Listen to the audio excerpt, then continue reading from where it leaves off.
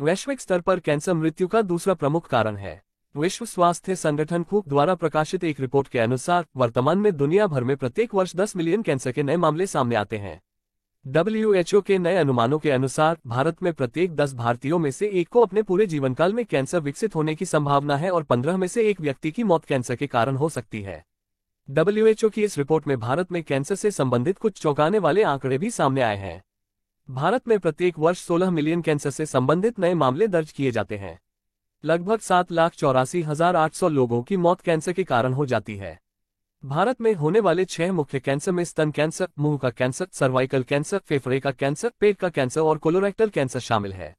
Cancer शरीर में होने वाली एक असामान्य और खतरनाक स्थिति है। कैंसर तब होता है जब शरीर में कोशिकाएं सेल्स असामान्य रूप से बढ़ने और विभाजित होने लगती हैं। हमारा शरीर खरबों कोशिकाओं से बना है। स्वस्थ कोशिकाएं शरीर की आवश्यकताओं के अनुसार बढ़ती और विभाजित होती हैं।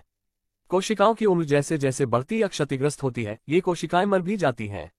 इनकी जगह नई कोशिकाओं का निर्माण होता है। जब किसी को कैंसर होता है तो कोशिकाएं इस तरह से अपना काम करना बंद कर देती हैं। पुरानी और क्षतिग्रस्त कोशिकाएं मरने की बजाय जीवित रह जाती हैं और जरूरत नहीं होने के बावजूद भी नई कोशिकाओं का निर्माण होने लगता है। ये ही अतिरिक्त कोशिकाएं अनियंत्रित रूप से विभाजित होती हैं, जिसके परिणामस्वरूप ट्यूमर होता है। अधिकतर कैंसर ट्यूमर्स होते हैं, लेकिन ब्लड कैंसर में ट्यूमर नहीं होता है। हालांकि हर ट्यूमर कैंसर नहीं होता है। कैंसर शरीर के किसी भी हिस्से में विकसित हो सकता है। आमतौर यह आसपास के ऊतकों टिश्यूज में फैलता है। असामान्य और क्षतिग्रस्त कैंसर कोशिकाएं कैंसर सेल्स शरीर के दूसरे भागों में पहुंचकर नए घातक व मैलिग्नेंट प्रकार के कैंसर होते हैं। इन सभी कैंसर के लक्षण और जांच एक दूसरे से भिन्न होते हैं।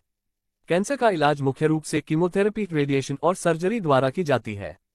कैंसर के लक्षण। सभी कैंसर के लक्षण एक दूसरे से अलग होते हैं। सिम्टम्स ऑफ कैंसर के बारे में हर किसी को जानकारी होनी चाहिए ताकि समय रहते लक्षणों को पहचानकर निदान और इलाज शुरू की जा सके। कैंसर के कुछ सामान्य लक्षण इस प्रकार हैं। अचानक वजन कम होना, अनएक्सप्लेन्ड वेट लॉस बिना कोई कारण नजर आए। यदि आपका वजन तेजी से कम होने लगे तो ये कैंसर के पहले संकेतों में से एक हो सकता है। अग्न्याशय, पैंक्रियास, पेट, स्टमक कैंसर या फेफड़ों में होने वाले कैंसर। लंग कैंसर से पीड़ित लोगों में वजन कम होने की समस्या होती है। हालांकि अन्य प्रकार के कैंसर से पीड़ित लोगों में भी वजन कम हो सकता है। अत्यधिक थकान, एक्सट्रीम फटीग, सारा दिन थकान महसूस होना भी कैंसर के महत्वपूर्ण लक्षणों में शामिल है। ल्यूकीमिया कैंसर, कोलन कैंसर होने पर थकान अधिक महसूस होती है। गांठ, लंप, त्वचा में किसी भी तरह की गांठ या लंप नजर आए तो संभवतः ये कैंसर के लक्षण हो सकते हैं। स्तन कैंसर, लिम्फ नोड्स, सॉफ्ट ऊतक और अंडकोश टेस्टिकल्स में होने वाले कैंसर में आमतौर पर गांठ होते हैं। चेंजेस इन द स्किन, यदि आपकी त्वचा का रंग बदलकर पीला, काला या लाल हो गया है तो ये कैंसर का संकेत हो सकता है। इसके साथ ही शरीर के किसी भी हिस्से पर हुए मोल्स या मस्से के रंग और आकार में बदलाव नजर आए तो इसे नजरअंदाज न करें। इस बात पर भी गौर करें कि कोई भी घाव ठीक होने में अधिक समय तो नहीं ले रहा है। तेज दर्द, अक्यूट पेन, तीव्र दर्द बोन कैंसर्स और टेस्टिकुलर कैंसर का शुरुआती लक्षण हो सकता है, जबकि पीठ दर्द, कोलोरेक्टल, अग्नाशय, पैंक्रियाटिक या डिम्बग्रंथि के कैंसर, ओवेरियन कैंसर के संकेत होते हैं।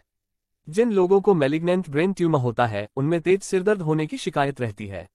बाउल मूवमेंट और ब्लैडर फंक्शन में बदलाव, कब्ज, दस्त, मल में खून आना कोलोरेक्टल कैंसर के संकेत हो सकते हैं।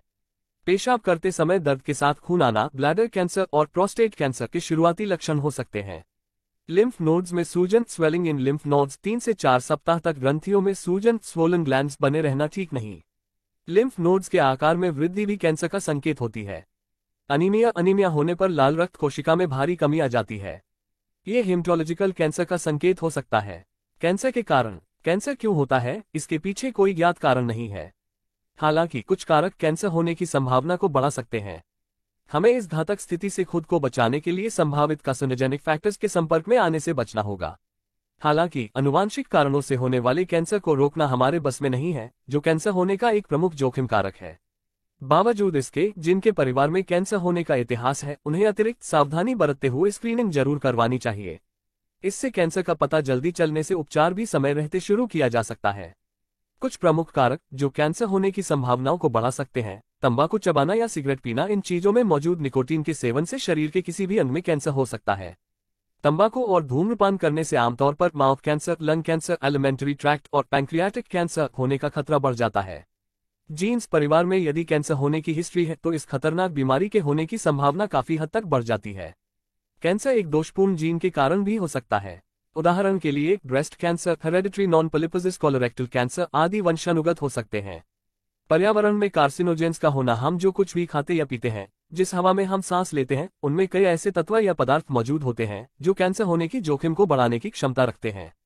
एस्बेस्टस, बेंजीन, आर्सेनिक, निकल जैसे कंपाउंड फेफड़े के कैंसर, लंग कैंसर के अलावा कई अन्य कैंसर होने के जोखिम को बढ़ाते हैं।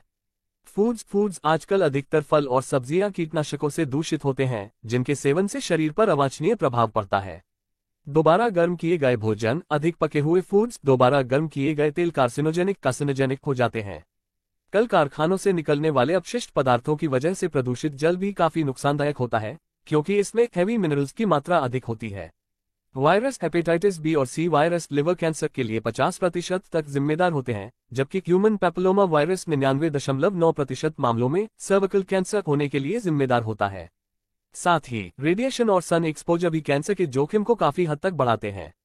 कैंसर के स्टेज, अधिकांश कैंसर में ट्यूमर होता है और इन्हें 5 स्टेजेस में विभाजित किया जा सकता है।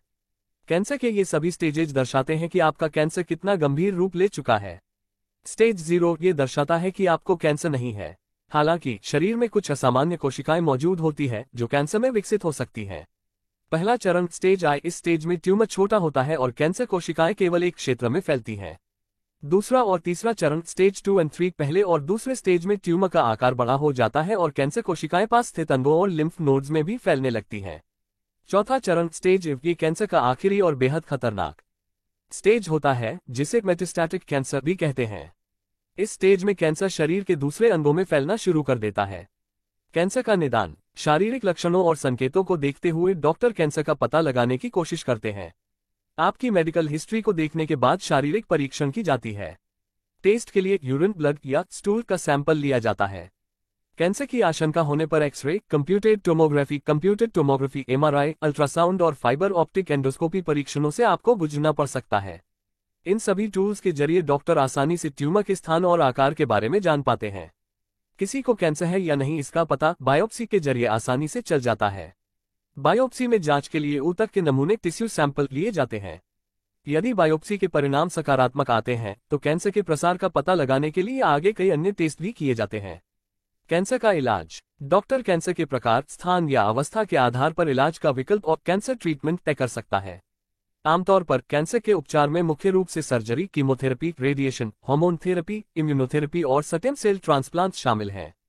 सर्जरी, डॉक्टर सर्जरी के जरिए कैंसर के ट्यूमर, ऊतकों, लिम्फ नोड्स या किसी अन्य कैंसर प्रभावित क्षेत्र को हटाने की कोशिश करते हैं। कभी कभी डॉक्टर बीमारी की गंभीरता का पता लगाने के लिए भी सर्जरी करते हैं। यदि कैंसर शरीर के दूसरे अंगों में नहीं फैला है तो सर्जरी इलाज का सबसे अच्छा विकल्प है। कीमोथेरेपी को कई चरणों में किया जाता है। इस प्रक्रिया में ड्रग्स के जरिए कैंसर कोशिकाओं को खत्म की जाती है। हालांकि उपचार का ये तरीका किसी किसी के लिए काफी कष्टदायक होता है। इसके कई साइड इफेक्ट्स भी नजर आते हैं, जिसमें बालों का झड़ना मुख्य रूप से शामिल है। दवाओं को खाने के साथ ही नसों में इंजेक्शन के जरिए भी पहुंचाया जाता है। रेडिएशन थेरेपी, रेडिएशन कैंसर कोशिकाओं पर सीधा असर करता है और उन्हें दोबारा बढ़ने से रोकता है। इस प्रक्रिया में हाई एनर्जी पार्टिकल्स या तरंगों, वेव्स का उपयोग करके कैंसर कोशिकाओं को नष्ट करने की कोशिश की जाती है। कुछ लोगों को इलाज में सिर्फ रेडिएशन थेरेपी तो किसी को रेडिएशन थेरेपी के साथ सर्जरी और कीमोथेरेपी भी दी जाती है। इम्यूनोथेरेपी आपकी प्रतिरक्षा प्रणाली को कैंसर कोशिकाओं से लड़ने में सक्षम बनाती है। हार्मोन थेरेपी, इस थेरेपी का उपयोग उन कैंसर के उपचार के लिए किया जाता है जो हार्मोन से प्रभावित होते हैं। हार्मोन थेरेपी से स्तन और प्रोस्टेट कैंसर में काफी हद तक सुधार होता है।